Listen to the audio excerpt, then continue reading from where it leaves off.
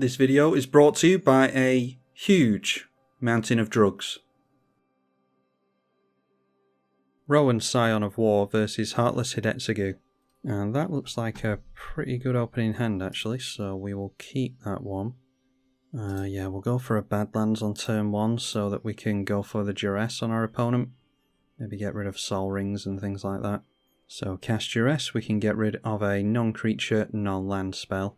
And that's enough to get the scoop. Awesome. Alright, well that's a much worse hand than the last game, but we're not going to get a hand as good as that, I don't think. Up against Nekusar.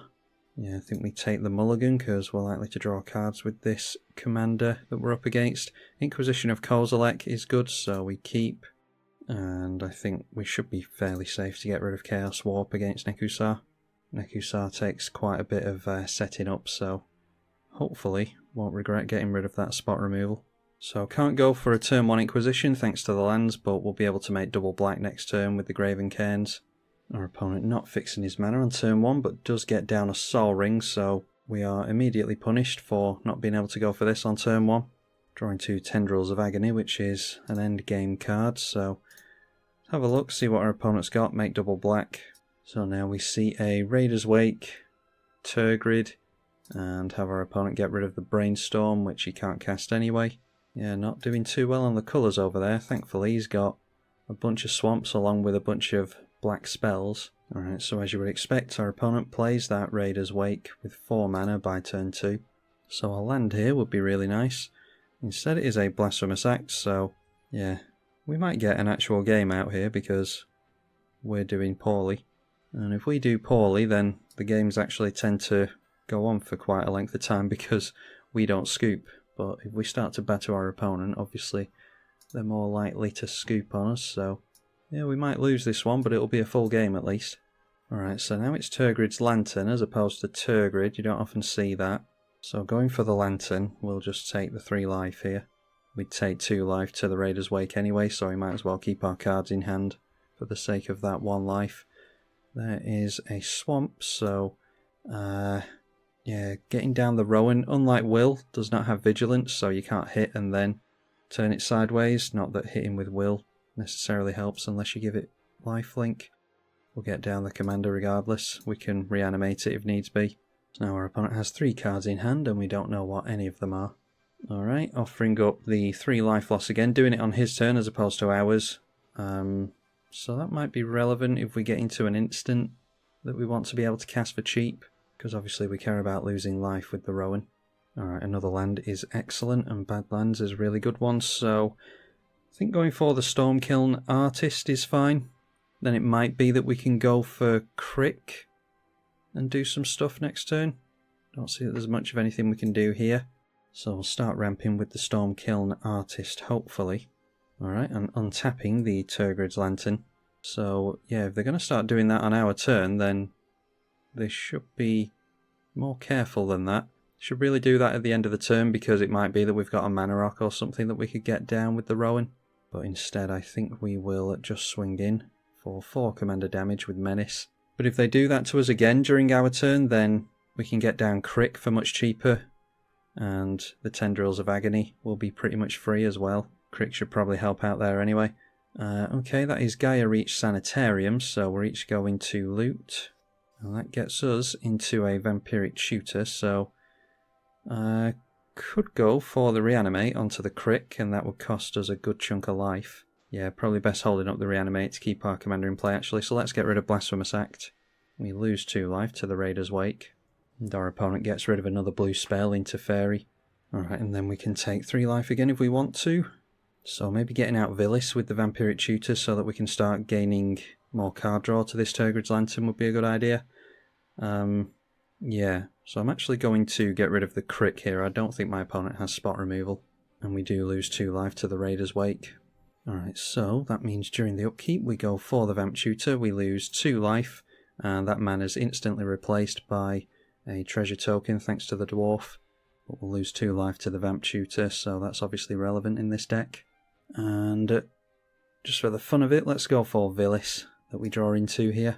And obviously draw that during the draw phase, so now we can make double black, don't need any red mana. And let's go for reanimating the Crick. And this is obviously going to lose us even more life, 7 life from that. And the Stormkiln Artist makes another treasure token because we're casting an instant or sorcery. So we've lost 9 life so far, meaning I think it's safe to activate the Rowan here. So that means that now the Villis is going to only cost us 3 black mana. I'm not going to go crazy with the Phyrexian mana because we're going to want to use that on the Villis while it's in play. So we'll just pay the 3 black for that. Plus counter on the Crick. And that means that we've gone for 1, 2, 3 spells so far. So Tendrils of Agony will be a 4th. Not going to get our opponent with this, but yeah, we'll just go for the Phyrexian Life here, because it does help us draw with the Villis. Tendrils of Agony is going to get a bunch of copies because it does have Storm. It will drain our opponent for 2 every time we cast it. Plus counter on Crick because we cast a black spell.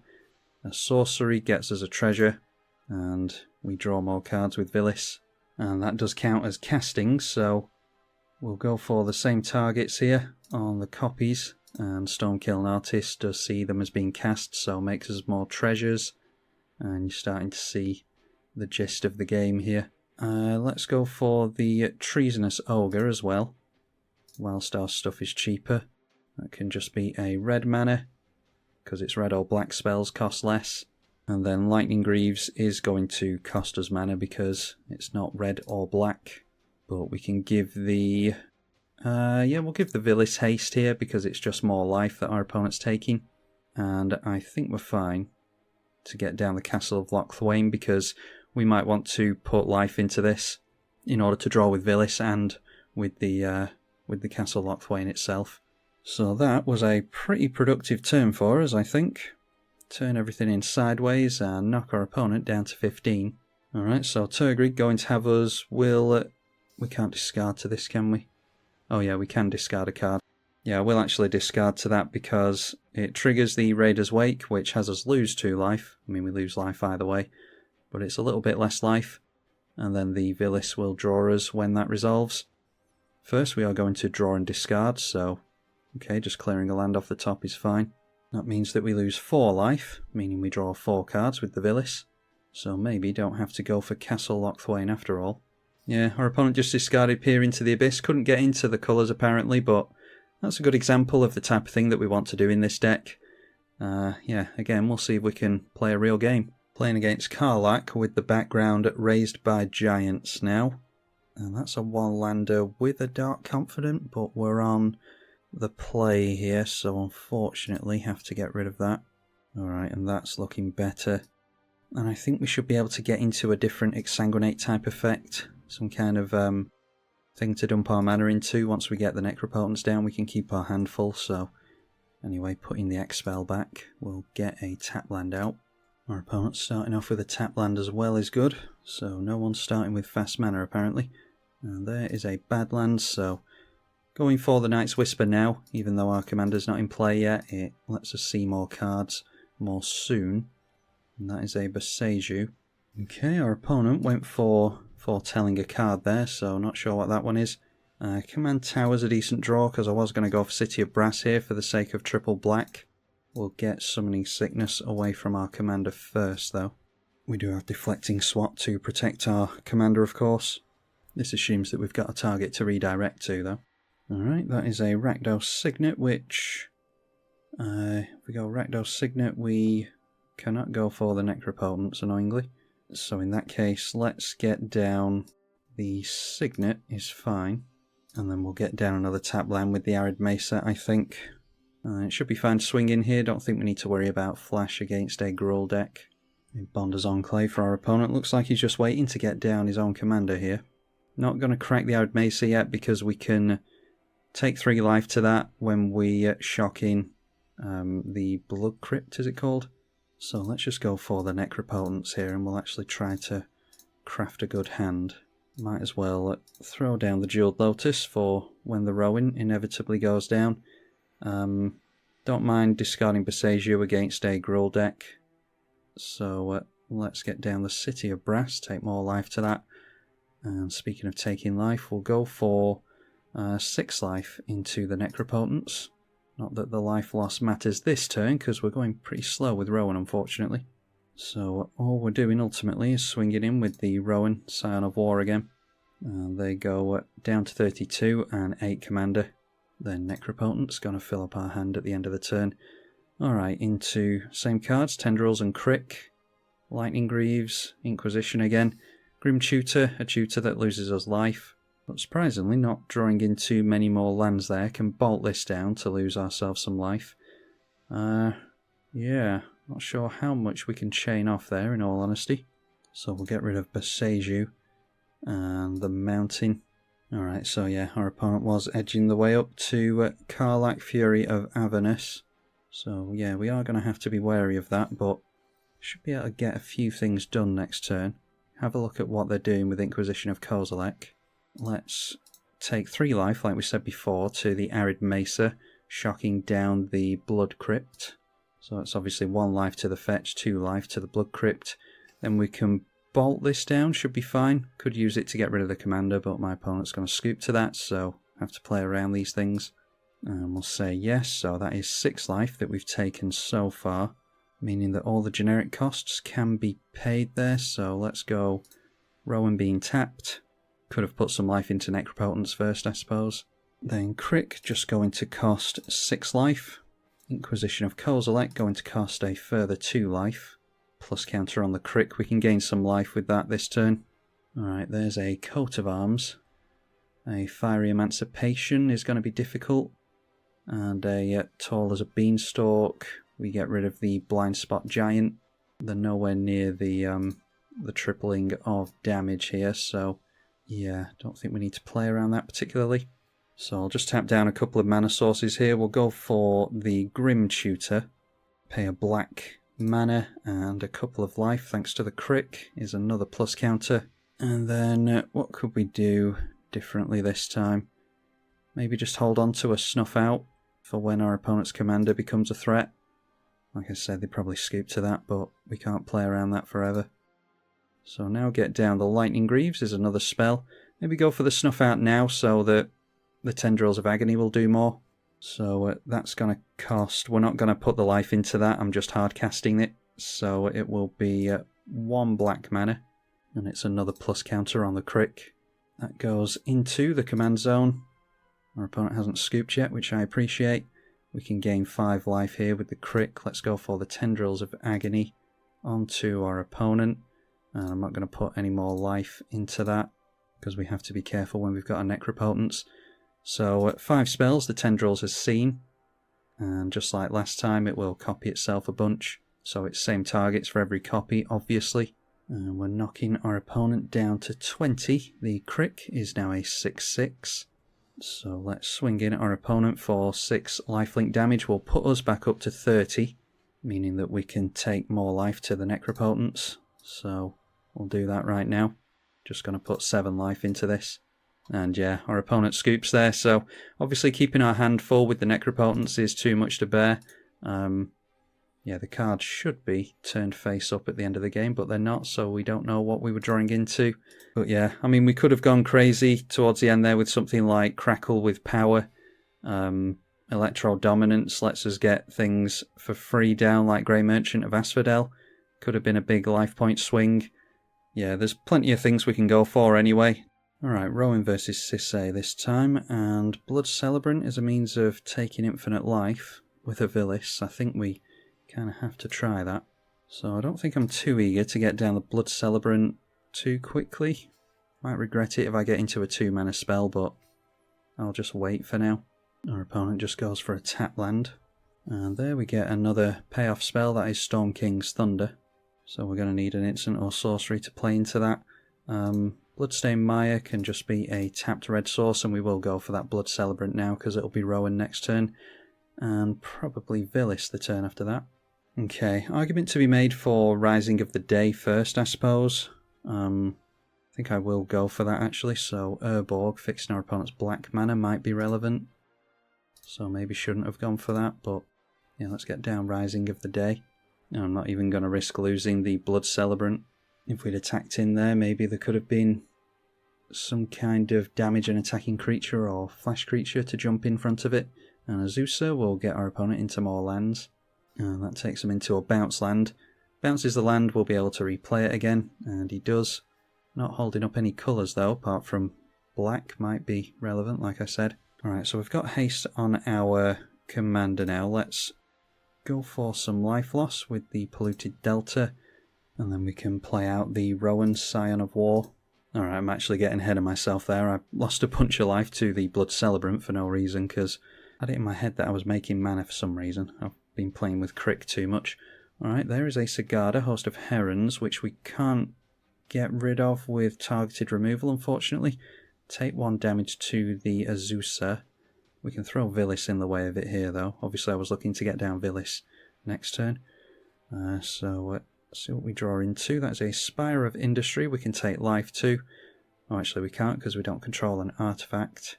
So let's do the Blood Celebrant thing again. Black mana into it, black mana out of it. So that's 1, 2, 3, and I'll do this 10 times. So we should have a bunch more life here, but I decided to activate the Rowan too early. Still getting used to it. It's my first time playing during this play session with Rowan. So activating that means that our stuff costs a hell of a lot less. Yeah, so only 3 black mana for the Villis. And then we can draw cards for as long as we have life, thanks to the Blood Celebrant. Yeah, get down the Agadeem's Awakening. We can just bolt that in, I think. We're losing the life anyway, so I might as well have some untapped lands.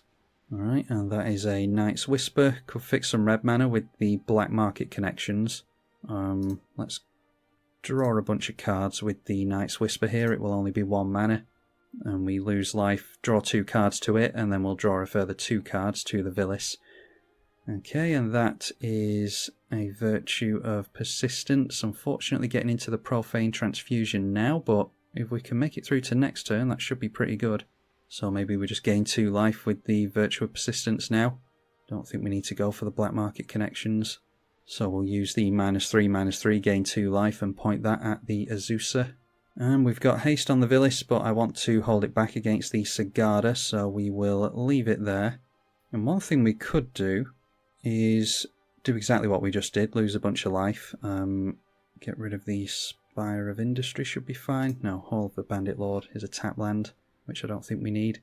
What we could do is dump a bunch of mana into X, or not dump a bunch of mana into X thanks to the Rowan, and then copy the Profane Transfusion a bunch of times. If we count it out correctly, we'll swap life totals X number of times, and we'll still end up with the highest life total between the two of us. And all that means is that we get a bunch of X horror tokens every time that happens. So just hoping our opponent doesn't wipe the board here, really, or get rid of any of our stuff, which is a tall ask. Alright, that's a cool one. The Gruff Triplets. Can't swing in with the Sigarda, thankfully, so we are going to get another turn. Alright, and that is a Kaya's Ghost form to try and keep our commander in play. No reason not to play the Mountain because we've got Urborgs, so that is a Rakdos land. So we'll just do the Blood Celebrant thing again, I think, because we're going to swap life totals anyway. And every time we lose life to that, it does draw us a card with the Villis, of course. Alright, and we've drawn into the Exsanguinate as well, so we can easily deal with our opponent here. Take ourselves down to 1 life, and we're drawing cards in the process. So put ourselves down to 1. Like I said, we've drawn a hell of a lot there. Tap down the Rowan. Didn't keep track again of how much life that was, but I don't think it really matters. Go for the Profane Transfusion. Point that at our opponent. And so our opponent's at 40 life, we are at 1. Swap the life totals around. And that puts our opponent at 1. We get a massive horror token, a 39/39. Could have made a whole bunch of those with the Storm King's Thunder, but instead we'll just go after the Exsanguinate, I think. Yeah, X is 12 on this. I'm sure most of you already kept abreast of that better than I have. But we pay the double black and drain our opponent for the 12. So, yeah, that is some pretty good examples of what we want to be doing with Rowan, I think. It's a fun one, all kinds of crazy plays that can occur. For instance, we could have gone for the Storm King's Thunder, like I said, and then gone for a bunch of Thoughtseizes to have our opponent discard the entire hand. That would have lost us even more life. But anyway, you can look at the deck list in the description and look at all the different lines of play that you can dream up there. I'm sure there's plenty that I haven't even thought of that will become relevant at some point. Massive thank you to the patrons for their consistent support of the channel. There's been a few new patrons recently, which I'm very grateful for, because there aren't that many of you, and the little financial support that I do get from the viewers on this channel is never going to go unnoticed, so massive thank you to the patrons. Appreciate the rest of you being here as well. I'm tribalkai. Thank you for watching.